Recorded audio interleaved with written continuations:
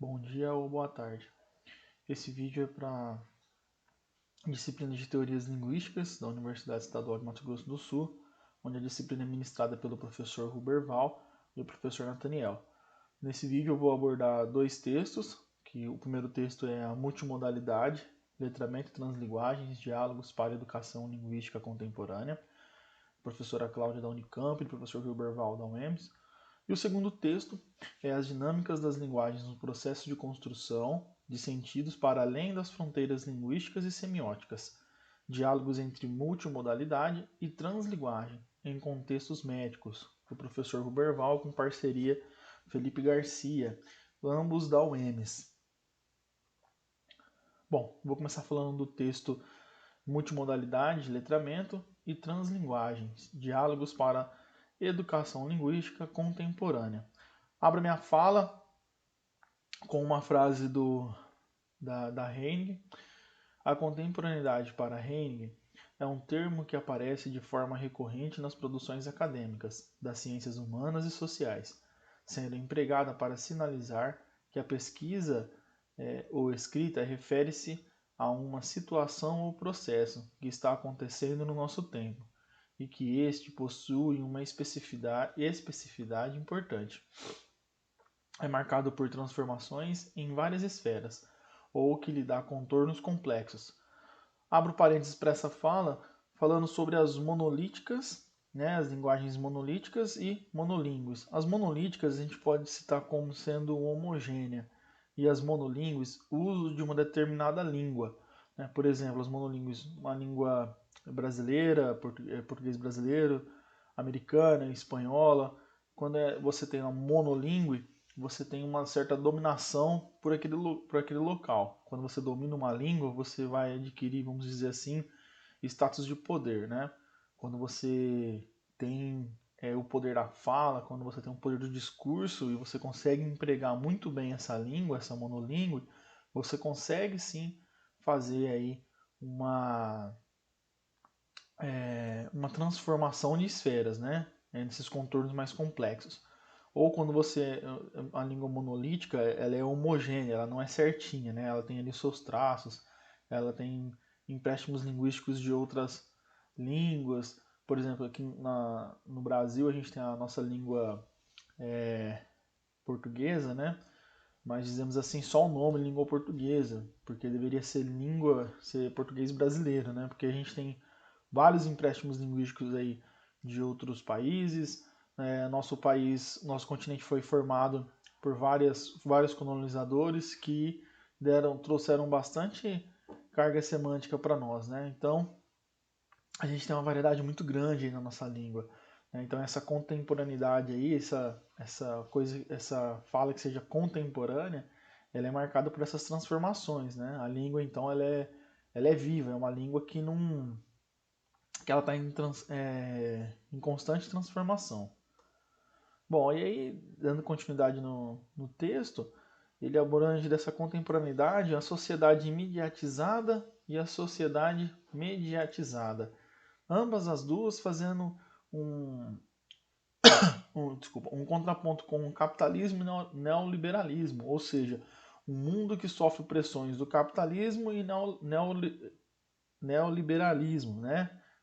Então, as sociedades mediatizadas e a sociedade mediatizada, as duas sofrem esse processo aí capitalista, neoliberal.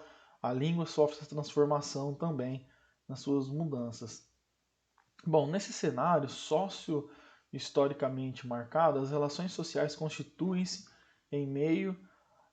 por meio das mediações de signos de todas as naturezas, ou seja, verbais, visuais, sonoras, sensoriais, além de suas misturas que se materializam, circulam e são difundidas pela mediatização, como discorre Santa Ela. Santa Ela, discorre aí que a mediatização ela pode ser uma cultura da linguagem. Ou o que seja essa cultura da linguagem? É, essa cultura da linguagem, ao mesmo tempo, ela adquire dentro da sua língua materna. Ou seja, quando nós nascemos, nosso primeiro contato com a nossa língua são com os nossos familiares, né? Então, vamos supor que o sujeito nasce numa família que todos sejam letrados, todos sejam ali, tenham um conhecimento da língua, né? Então, como será que vai ser a formação dessa criança? Provavelmente vai ser uma formação boa. Então, os seus signos, a sua mediação, né, verbal, visual, sonora, sensoriais, vai ser diferente daquela criança que nasce em um outro ambiente. Só dando um exemplo só dessa cultura de linguagem. A gente vive aqui no Brasil e aí nós temos várias culturas de linguagem, né, por assim dizer.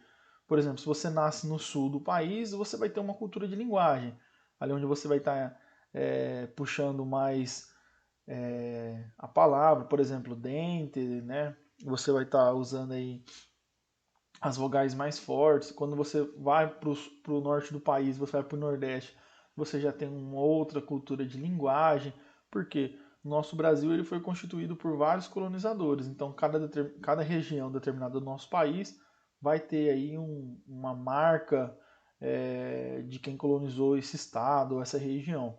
Então a Santaella ela discorre que a cultura de linguagem ela faz isso, ela é adquirida na nossa língua materna, né? Na nossa cultura, ali, no nosso berço, onde nós nascemos. Bom, aí a gente tem um conjunto de fatores socioculturais que durante toda a existência de um indivíduo lhe possibilitaram adquirir, desenvolver e ampliar o conhecimento sobre sua língua materna, sobre outras línguas, sobre a linguagem de um modo mais geral e sobre todos os demais sistemas semióticos. Aí nós podemos colocar aí como exemplo a língua e a linguagem, né? A língua, ela vai a língua ela vai vir como um sistema, como um conjunto intermediário entre o sujeito e o mundo. A língua daria acesso ao mundo. A língua nesta vertente é compreendida estritamente com base em seu caráter sistêmico e o sentido é todo como um único. A língua age na sociedade como concepção de poder. Bom, no campo da análise do discurso, né, essa, essa palavra poder e língua vem destinada aos discursos do homem, né? Por exemplo, se o sujeito, dependendo do seu ato de fala, da sua postura em uma sociedade, ele tem um poder em suas mãos.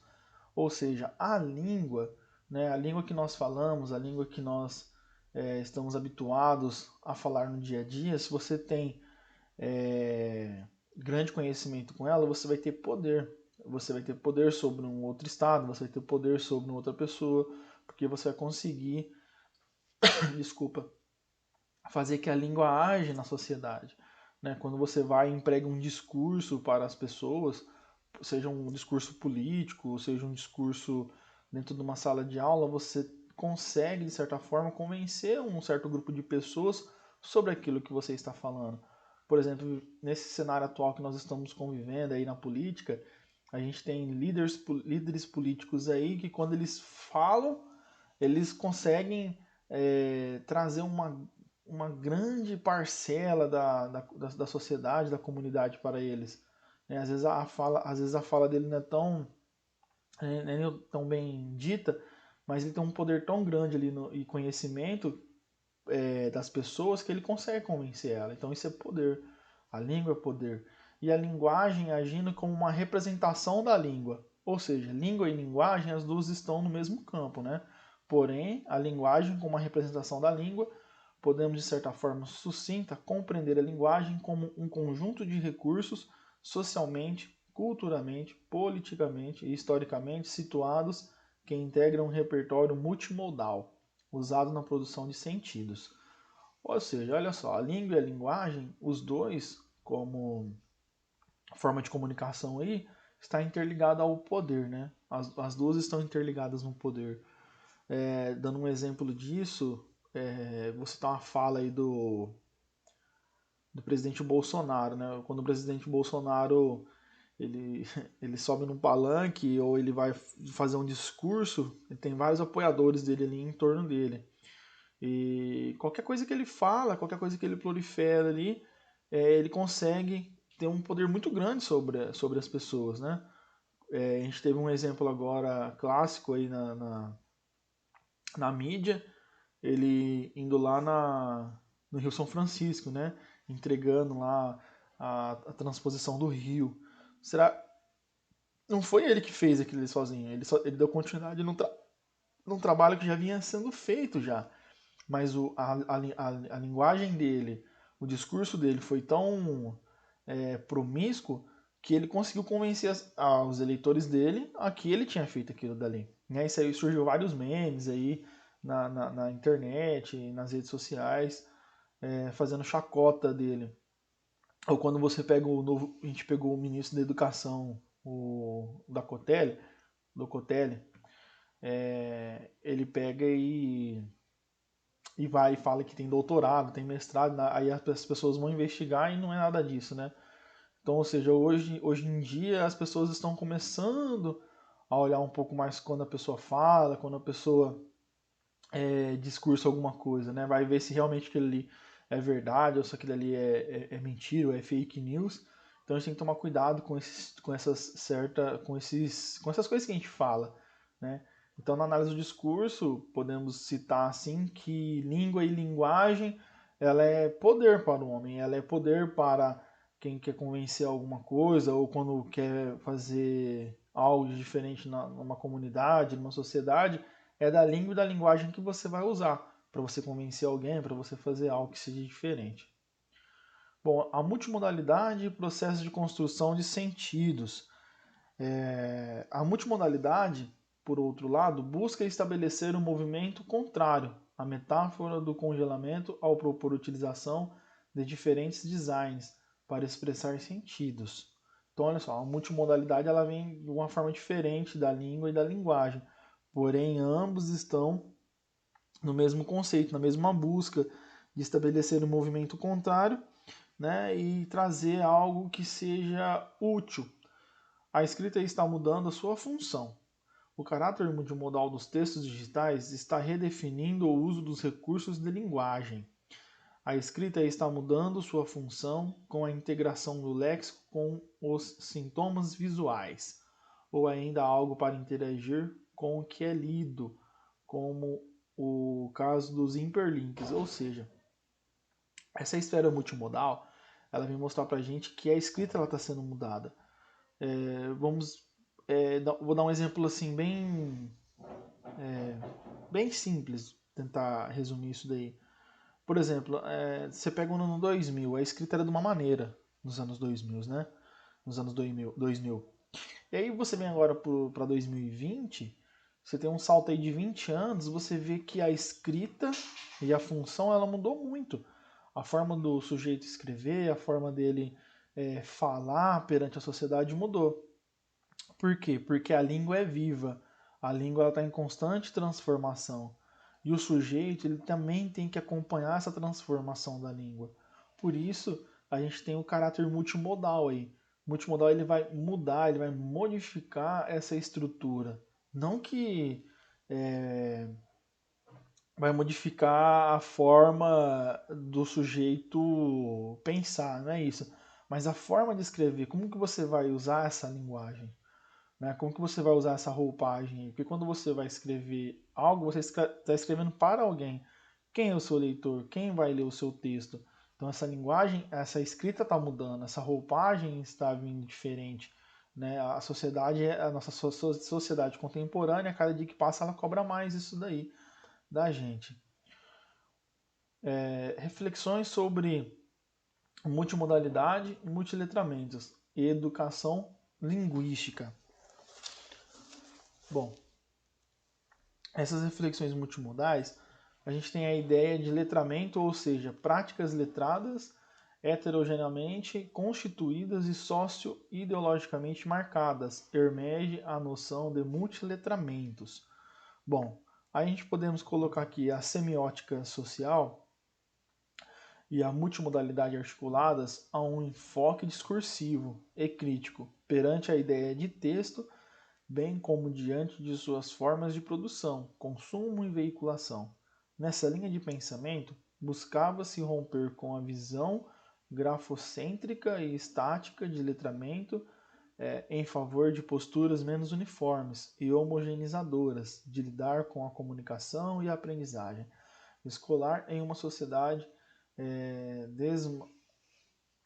densamente multissemiotizada, desigualmente globalizada, em constante disparo de transformação. Ou seja, então a gente tem a semiótica social aí, e a multimodalidade articulada, ela vem para colocar que a nossa sociedade, ela densamente, ela é multissemiotizada. Né? O que seria essa multissemiotizada? A gente tem a semiótica em tudo que a gente vai fazer. Tudo que a gente olha tem um pouco de semiótica. Por exemplo, quando você lê uma história em quadrinhos, você tá ali identificando o personagem e tem um desenho ou uma sombra, alguma coisa, aquilo ali faz referência a algo. Por exemplo, quando você vai ler histórias em quadrinhos que é de desvendar mistérios, desvendar crimes, por exemplo, Sherlock Holmes, as histórias em quadrinhos do Sherlock Holmes é cheio de enigmas ali, né? Cheio de signos semióticos que você olha, que você aborda aquela situação ali. Ou quando você pega um personagem que está ensanguentado, você vai olhar o cenário do quadrinho para ver se você não acha alguma pista que vai te dar ali para você chegar ao crime. Então, quando você vai lendo, fazendo essa leitura, a leitura vai já transgredindo para outro lugar. A sua mente vai fazendo isso.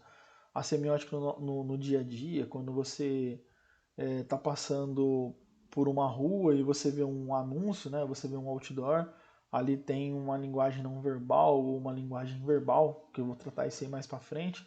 Ali também tem o uso de semiótica. Então a semiótica ela vem nessa multimodalidade articulada para a gente pensar e romper sobre essas visões, né? Que a gente às vezes não pensava e agora começar a pensar com a semiótica. Então a semiótica está presente em tudo, nas histórias em quadrinhos, num texto que você lê, e a linguagem verbal e não verbal não está direcionada somente a imagens, pode ser uma escrita, uma fala também.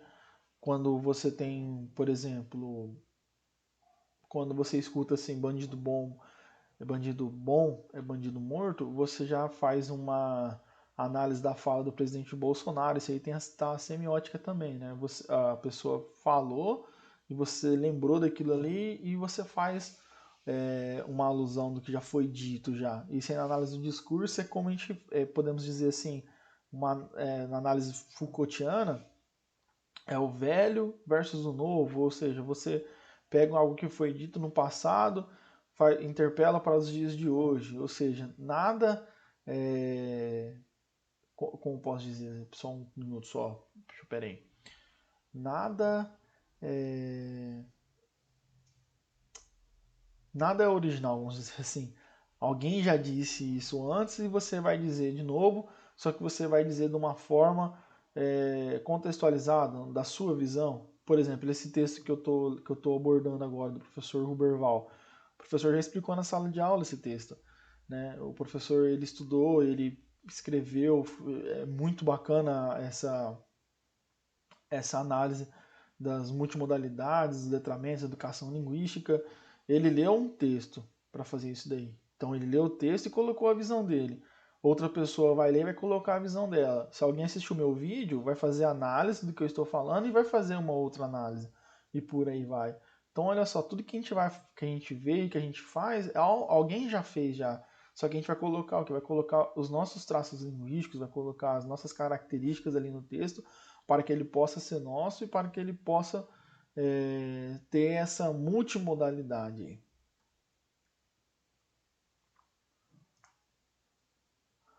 Bom, aí a gente tem as translinguagens. As translinguagens referem-se a perspectivas internas. Só um minuto. Antes de eu falar das translinguagens, eu esqueci de um tema aqui bem... De um tema não, de uma fala que eu tinha programado, que é sobre os designs, os designs e os redesign. Bom, o design é aquilo que nos é conhecido, né? Os designs da língua, é aquilo que não é conhecido. Os designs é a nossa ação sobre o que conhecemos. E os redesigns é a transformação e transformações realizadas que permite a emergência de novos projetos, novas práticas. Olha só que interessante, então, o que eu estava dizendo antes, né? Eu estava falando do professor Huberval, ele fez esse texto. Para ele fazer esse texto, ele leu bastante antes de chegar nesse ponto de vista dele. Ele deu aula para a gente, para nossa turma, aí a gente fez a análise, cada um fez a sua análise, cada um vai abordar esse texto de uma maneira diferente. Ou seja, então a gente está usando aí o design, o design e o redesign. Né? Você está usando esses três aspectos aí para você fazer o texto.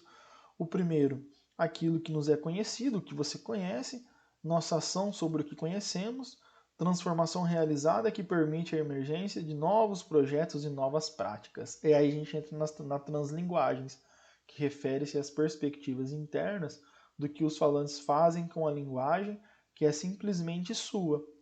Então, olha só, a gente tem a criatividade e a criticidade. A criatividade, por um lado, envolve a transgressão de barreiras de ordens sociais e culturais. A criticidade incide no questionamento e na problematização de visões práticas e vivências democratizador. Ou seja, a gente tem na translinguagem aí, a gente tem essas duas palavrinhas aí, né? Criatividade e criticidade, que refere-se às perspectivas do falante.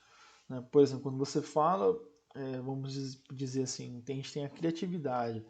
Quando você vai falar, você vai ter a criatividade de fazer algo, a transgressão de barreiras, de ordens sociais e culturais. Quando você vem para a criticidade, você incide em um questionamento, uma problematização, né? Uma vivência. Então você tem dois termos aí. Um pode ser para você criar alguma coisa e o outro para você ter uma visão de uma problematização, de uma prática, de uma vivência, pode ser acadêmica ou não. E aí agora eu vou partir para o segundo texto, que é o texto do professor Huberval também. Ele fez em parceria com se não me engano, Felipe, os dois da UEMS. E nesse segundo texto aqui a gente vai ter as dinâmicas das linguagens nos processos de construção de sentidos para além das fronteiras linguísticas e semióticas, diálogos entre multimodalidade, translinguagens e contextos médicos. Então aqui a gente já vai começar, aqui nesse texto, a gente vai abordar uma linguagem verbal e uma linguagem não verbal, feeling, meaning, dentro dos textos médicos. Né? Como o professor fez essa parceria com esse acadêmico, se não me engano, ele é da área de medicina. Desculpa. É um texto, é bem bacana esse texto deles, porque é uma visão ali, né, de um linguista, de um médico, e como que pode chegar a um ponto, né, a uma visão. Né? Às vezes a gente pensa assim, nossa, né, mas tem pessoas que pensam dessa maneira, né? Como que pode um matemático e um professor de língua portuguesa fazer um trabalho junto? Tem possibilidade de dois fazer trabalho junto, né? Tem a possibilidade disso daí. Você pode usar vários meios de comunicação, várias formas para você chegar num ponto que seja ideal para os dois lados. Né? É a ciência e a tecnologia podendo ajudar outras pessoas a compreender essas questões de linguagem, como a linguagem ela vai permeando aí nos diversos meios de comunicação. Então eu começo a fala dizendo: a linguagem verbal e não verbal são duas expressões comumente utilizadas para abordar os diferentes tipos de linguagens. No entanto, tal visão estruturalista se pauta em uma noção reducionista e binária e se conceber a linguagem. Bom, a gente tem essa visão estruturalista aí, que a gente pode entrar um pouco sobre Saussure, que deu os primeiros passos na linguística estruturalista, que era uma linguística mais ali, vamos dizer assim, estrutural, né? Tinha signo, significante, a gente entra na parte de língua, parole, e aí com esse texto do professor a gente vai ter uma roupagem mais contextualizada, vamos dizer, mais contemporânea. Bom, a linguagem verbal é aquela é aquela expressa por meio de palavras escritas ou fala, ou seja, a linguagem verbalizada. A linguagem verbal ela pode estar expressa em uma imagem, então uma fala, né, de um personagem, um quadrinho, ou pode ser só um enunciado, também pode ser uma linguagem verbal. Por exemplo, você está passando na rua, tem um outdoor lá, não tem um desenho, não tem nada, tem só um enunciado, tem só uma frase. Aquilo ali é uma linguagem verbal, você vai analisar aquela imagem. Então, a verbal seria a escrita. E a linguagem não verbal é utilizada por meio de signos visuais para ser efetivada. Por exemplo, as imagens de placas e cores na sinalização de trânsito. Um exemplo bem básico de linguagem não verbal. Mas a linguagem não verbal ela pode ser muito mais do que isso, além de placa de trânsito e sinalização. Né? Eu vou dar um exemplo no próximo slide sobre isso daí. Aqui, ó. A gente tem a linguagem não verbal. Neste bolso nunca entrou dinheiro público. Aí o outro fala, tá de calça nova, né? Aí aqui a gente tem um certo humor nessa charge, né? Nessa linguagem verbal. Você tem aí um político dando um discurso, dizendo que ele é correto, né? Você pode fazer várias análises aí. Quem for ler isso daí, tem gente que pode falar que ele é honesto, falar que não é honesto e por aí vai.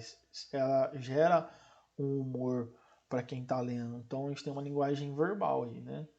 Tem os personagens, e aí alguns olham para ele, outros não, enfim, dá para fazer uma análise sobre isso daí. Do outro lado, a gente tem a linguagem não verbal. A gente tem aí uma imagem da justiça, né? Que é a deusa Temis. Essa deusa ela tem origem na mitologia grega e ela é uma deusa que, de certa forma, ela agrega bons conselhos, né? Na mitologia grega, ela está sentada ao lado de Zeus, e sempre que Zeus vai fazer, vamos dizer assim, fazer algum julgamento, alguma coisa, é a deusa Temis que está ali do lado dele, orientando ele a fazer o que é certo, a justiça. E aí aqui nessa linguagem não verbal, a gente pode observar que tem um menino de rua, né? Essa deusa ela está com os olhos vendados e aí aqui ele está colocando os olhos nela. Aí que dá pra gente fazer várias análises sobre essa linguagem não verbal, né? O que o menino tá chamando a atenção aqui? Tá chamando a atenção para ela olhar para as crianças de rua, tá chamando a atenção para colocar o olho para ela ver o que a justiça não vê, né? Então tem várias interpretações. Então olha só, você tem duas imagens aí, uma linguagem verbal e uma linguagem não verbal, que a gente consegue fazer várias interpretações. Bom, aí a partir disso daí, a multimodalidade, sobretudo, sobre influência de uma orientação etnográfica, os linguistas têm buscado entender os processos de construção de sentidos, abordando as diferentes formas de representação e comunicação. Nesse sentido, Adam aponta que, como um fenômeno da comunicação, a multimodalidade se define pela combinação de diferentes recursos semióticos, ou modalidades, imagens estáticas ou movimentos, fala, escrita, layout, gesto, entre outros, em textos e em eventos comunicativos. Ou seja, pessoal, então os diálogos multimodais aí, ele também discorre na translinguagem, né? A gente pode ter toda comunicação ela é multimodal. Toda comunicação, de certa forma, ela vai ter um movimento, ela vai ter uma escrita, ela vai ter uma fala. Quando você fala, você consegue identificar já aquele autor. Por exemplo, quando você vai escrever um texto, o professor consegue identificar quem é aquele aluno pela escrita dele. Quando, por exemplo, eu sou professor de escola pública do ensino médio, quando eu dou produção textual para os alunos, se o aluno não colocar nome na prova dele, se não colocar nome no texto dele, pela letra dele, pela escrita, eu já consigo identificar quem que é o aluno. Por quê? Porque ele tem traços linguísticos ali nele, ele tem uma cultura linguística ali que é dele. Aquele traço ali é dele. Então cada um tem esses traços. Então toda comunicação ela vai ser multimodal. Eu mesmo, da forma que eu escrevo, o professor vai ver a minha escrita, ele vai identificar, isso aqui é a escrita do Bruno, tem traços linguísticos aqui que é dele, características que ele coloca no texto que é dele, né? Então, toda característica ela vai ser multimodal. E aí a gente pode dizer que tem 4 tipos dessa comunicação, dessa comunicação multimodal, né? A gente tem aí toda a comunicação multimodal, depois a gente tem as análises focadas unicamente ou exclusivamente na língua, não podem adequadamente representar o sentido. Depois a gente tem a cada modalidade possui possibilidades affordantes, sugerindo de suas materialidades, de suas histórias sociais que moldam seus processos para suprir determinadas necessidades de comunicação. E por último, as modalidades se interagem cada uma com um papel especializado para a construção de sentidos. Ou seja, né, a multimodalidade aí trazendo sentido para a vida do sujeito, trazendo sentido para o texto. E aí mais para frente eu vou falar um pouco sobre o meaning, o feeling, que foi abordado nos textos médicos, né? Como que pode ser abordado aí o meaning, o feeling, isso daí? Como que essa comunicação multimodal ela pode trazer isso para a gente, né? Essa necessidade de comunicação, de construção de sentidos que o texto traz. Todo o texto, de certa forma, ele traz uma construção de sentido, ele traz uma construção de comunicação e por aí vai. Se você pegar vamos dizer assim, um filme, se você pegar um filme que não tem fala nenhuma, né, só tem gestos, só tem as pessoas se comunicando através de sinais, você vai conseguir entender aquela comunicação. Por exemplo, eu vou citar um exemplo de uma aula que o professor passou um videozinho que é o filme, acho que é o Silêncio, eu não lembro, não me lembro agora, mas o filme ele retrata que o silêncio é a salvação das pessoas. As pessoas não falam e elas não escutam, né? Elas só comunicam através de gestos. Então quando você vai assistir um filme desse, você se prende naquele filme ali, para você entender a comunicação. Por exemplo, se você pegar indo por volta do século 30, né, 1930, 1940, mais ou menos aí que a gente tinha o Charles Chaplin, a gente não tinha comunicação de fala. A única comunicação dele era através de gestos. E através dos gestos você conseguia identificar o que o personagem queria trazer. Através de comédia, ele sempre queria chamar a atenção de algo que estava acontecendo. Né? Você pega aí, você traz para comédia, tem o Mr. Bean também, que ele faz essa combinação aí de mímicas, né? E só fala. Então, um filme muito interessante também, que dá para trabalhar essa forma de comunicação, essa necessidade de comunicação, que chama A Família Bélier. Essa família são todos surdos e mudos, apenas a filha, ela, ela tem a fala perfeita, né? Ela fala e escuta. Então, a filha é a intérprete dos pais, porque os pais não entendem que os outros falam, só entendem linguagem de sinais. Então, a filha que faz tudo para os pais. É um filme bem interessante também. Teve um filme na graduação que eu assisti, que era. Acho que era Curioso Caso de Anne Sullivan, onde a menina era cega, surda e muda, né? Ela não tinha comunicação nenhuma. Então a única comunicação que ela ia ter, a necessidade de comunicação dela aí, a professora fazia todos os gestos na mão dela. Então era através da mão só que ela tinha, que ela enxergava o mundo. Né? Então, assim, essa comunicação multimodal aí, ela traz isso pra gente. É só um exemplo só dos filmes que eu falei, mas a comunicação multimodal ela é muito mais do que isso. Bom, aí a gente vai ter a parte da semiótica aqui. Com base nesses 4 princípios, podemos afirmar que as interrelações entre as modalidades são a chave para a compreensão de cada elemento da comunicação. A gente vai ter a semiótica social e os aspectos sensoriais. Na semiótica sensorial, a gente vai ter o aspecto linguístico, visual, gestual, espacial e sonoro. Ou seja, nessa semiótica social aí, a gente tem as questões linguísticas, né, que pode entrar aí tanto a questão estruturalista, que eu falei de Saussure, que vai entrar a língua, né, e a parole, que são questões de signos arbitrários, que aí você tem um significado, o significante de uma língua, de um signo. você vai ter a parte visual, né, da estética, que você vai ver, que você pode observar aquilo ali. Por exemplo, uma criança, ela não sabe ler, mas se ela vê,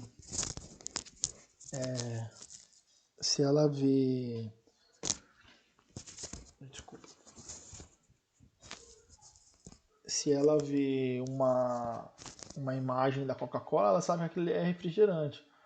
Né? Então, na parte visual, se ela vê uma lata de Toddy, ela sabe que aquilo é uma chocolatada, colocar no leite, enfim.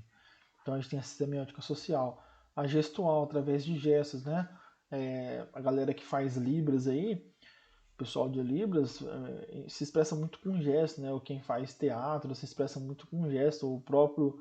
O filme que eu dei o exemplo agora, né? Você não tem fala nos filmes, você tem apenas gestos, apenas parte gestual. Você consegue compreender essa comunicação. Então, olha só, a comunicação ela não pode ser só vista como fala, né? Como linguagem. A linguagem ela é a comunicação, pode ser corporal, gestual, enfim, né? Espacial, sonoro. Depois a gente vai ter os aspectos sensoriais, cheiro, paladar, toque. Né? Quando você sente o cheiro de alguma coisa, você sabe o que é o paladar, o toque, quando você toca em algo, né? Você toca no mouse do computador, no teclado, você está sentindo ali. Então, esses são aspectos sensoriais.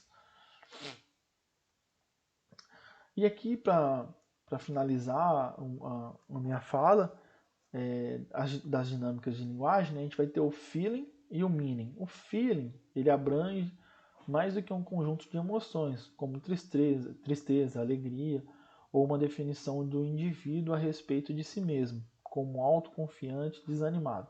Então, o feeling, ele vai ser os nossos sentimentos, né?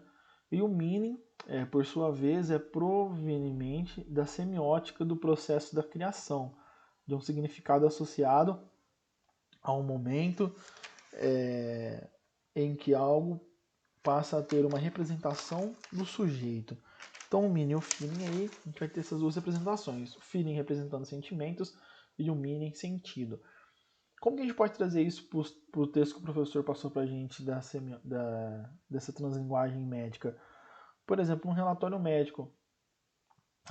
Eu não consegui pegar a imagem, mas eu vou dizer rapidamente. Por exemplo, lá tem no texto tem a imagem de um pé deformado ali. Né? Quando você olha para aquela imagem, o que vai te causar sentimento? O que ele te causa sentimento?